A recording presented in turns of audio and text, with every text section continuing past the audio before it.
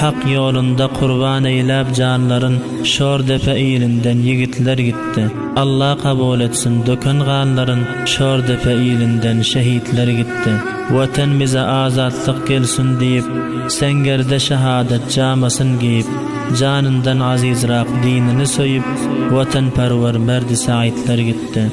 Her zulmü beladan ilini gorip düşman karşısında istivar durip vatan difası deyip canların berip aslandek bahadır yigitler gitti. Bizi gama koyup hasret dağında özleri seyranda cennet bağında yeka koyup futuhatın çağında şor depe ilinden şehitler gitti.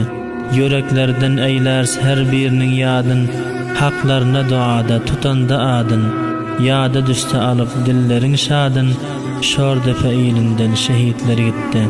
Hem sengeringizdir Esedullah Hasan firqat derdinizden bizi gambasan bir gızıl gül tiler din bağda ösen gunçalan sünbüli sefitler gitti. Şor depe ilinden şehitler gitti. Allahümme gfir lehum varhamhum varfa' deracatihim fil cennet.